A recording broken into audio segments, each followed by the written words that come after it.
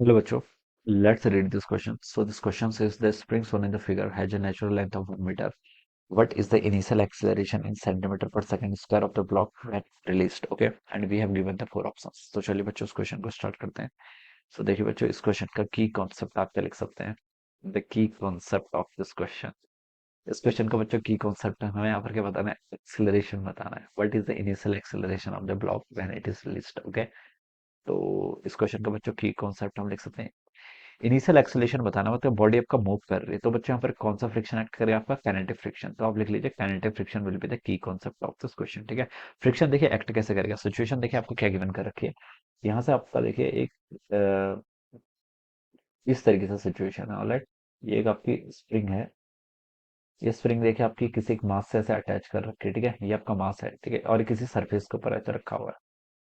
Alright, तो ये आपकी सरफेस क्या है, रफ सरफेस है. ठीक है, कोएफिशिएंट ऑफ फ्रिक्शन गिवन कर रखा है 0.1 के इक्वल. ऑलराइट, तो देखिए बच्चों ये वाली जो लेंथ है इसकी, ये लेंथ इसकी 1 मीटर के इक्वल होनी चाहिए. ठीक है, और ये एंगल बच्चों कितना 37 डिग्री है. ठीक है, तो बच्चों हम क्या बता सकते हैं, हम फिर देखिए ये बता सकते हैं कि ये वाली जो लेंथ होगी, ठीक है, ये आपको 1 मीटर गिवन कर रखी है. ये वाली लेंथ आप कैलकुलेट कर सकते हैं बाय यूजिंग ट्रिग्नोमेट्री. बेसिक से ट्रिग्नोमेट्री से हम ये बता सकते हैं. ठीक है, कैसे बताएंगे, देखिए कॉस थीटा यूज कर लीजिए. कॉस थीटा क्या होता है, आपका बेस अपॉन हाइपोटेन्यूज. ठीक है, तो देखिए यहाँ पर हम cos 37 को यूज कर लेते हैं. बेस कितना है 1 मीटर डिवाइडेड बाय हाइपोटेन्यूज. ठीक है, हाइपोटेन्यूज को मैं ऐसे रख लेता हूँ. cos 37 की वैल्यू कितनी होती है 4/5 के इक्वल होता है.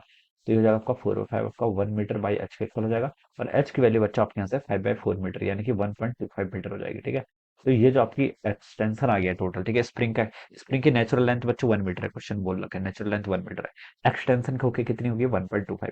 तो बच्चों बता सकता हूँ कि एक्सटेंशन कितना होगा, final length minus natural length. तो एक्सटेंशन को बच्चों में क्या लिख लेता हूँ, डेल्टा आर लिख लेता हूँ. चलो ठीक है, एक्सटेंशन कितना हो गया आपका 0.25 मीटर का एक्सटेंशन हो गया. ठीक है, तो ये आपका एक्सटेंशन हो गया. अब जो स्प्रिंग के कारण क्या लगेगा, फोर्स. देखिए एक्सटेंशन हुआ तो स्प्रिंग क्या लगेगी, फोर्स लगेगी इस डायरेक्शन में. स्प्रिंग क्या करेगी, रिस्टोरिंग फोर्स लगेगा. रिस्टोरिंग फोर्स आपका इस डायरेक्शन में लगेगा. ठीक है, तो इसका मैग्नीट्यूड कितना होगा, देखिए स्प्रिंग कांस्टेंट कितना है 10 न्यूटन पर मीटर इंटू आपका के इंटू एक्स के इक्वल होता है ना. सॉरी, स्प्रिंग फोर्स किसके इक्वल होता है, के इंटू जो आपका एक्सपेंशन या फिर कंप्रेशन होगा. यहाँ पर क्या हुआ, एक्सपेंशन कितना 0.25 यानी कि या फिर 1/4 लिख सकते हैं. तो ये आपका हो जाएगा 2.5 न्यूटन के. तो आपका इस पर एक फोर्स लग रहा है 2.5 न्यूटन का. ठीक है, तो देखिए मैं इसकी अब ज्योमेट्री अलग से बना लेता हूँ. ठीक है, ये आपका ऐसा हो जाएगा, इस पर एक फोर्स आपका इस डायरेक्शन में लगा रहा है कितना आपका 2.5 न्यूटन का. ठीक है, इसके आपके कंपोनेंट फाइंड आउट कर सकते हैं बच्चों. ये एंगल आपका 37 है. ठीक है, तो बच्चों बता सकता हूँ कि ये एंगल 90 होगा, ये एंगल 53, तो ये एंगल भी आपका 37. ठीक है, तो ये एंगल भी बच्चों कितना हो जाएगा आपका 37 के इक्वल हो जाएगा. ठीक है, और ये फोर्स कितना आपका 2.5 न्यूटन है. ठीक है, अब देखिए इस 2.5 के आपके दो कंपोनेंट आएंगे. एक कंपोनेंट तो आपका इस डायरेक्शन में जाएगा. ठीक है, इसको हम कैसे लिख सकते हैं 2.5 का cos 37. ठीक है, cos 37 कितना होता है आपका 4/5 के इक्वल. ठीक है, तो यहाँ से हो जाएगा आपका 5 से कैंसिल होगा 0.5 इंटू 4 यानी कि ये बच्चा आपका 2 न्यूटन के इक्वल आ गया.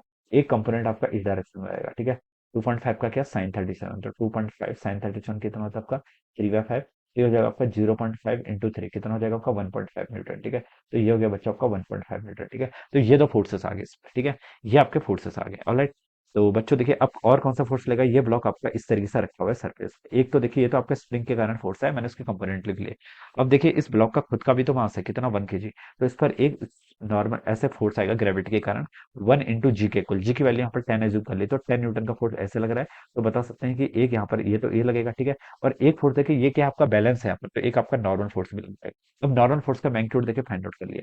ये देखिए आपका वर्टिकल डायरेक्शन में तो कोई मोशन नहीं कर रहा है. ये जो आपका ब्लॉक है ये तो आपका हॉरिजॉन्टल डायरेक्शन में मूव कर रहा है बिकॉज ऑफ दिस 1.5 न्यूटन. ठीक है, तो अगर हम वर्टिकल डायरेक्शन में इक्विलिब्रियम की कंडीशन लगाए तो देखिए वर्टिकल डायरेक्शन में एक फोर्स आपका 2 लग रहा है, एक आपका नॉर्मल लग रहा है, और कितना है टोटल आपका 10 के इक्वल आ गया.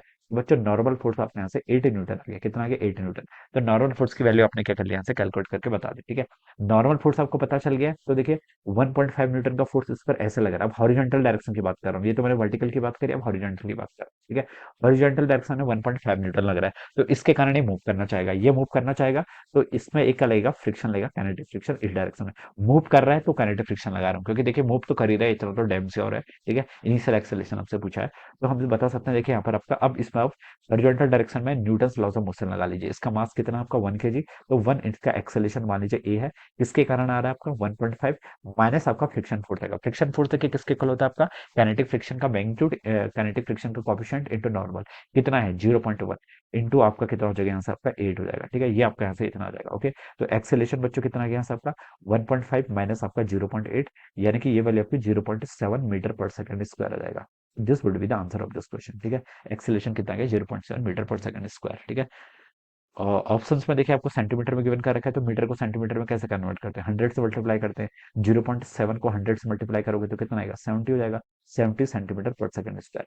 तो बच्चा आपका बी ऑप्शन क्या बैठ जाएगा, आंसर ट्रू हो जाएगा। ठीक है, तो लिख सकते हैं कि option B will be the right answer of this question. Okay, so I hope you all understood this concept. All the best and thank you so much.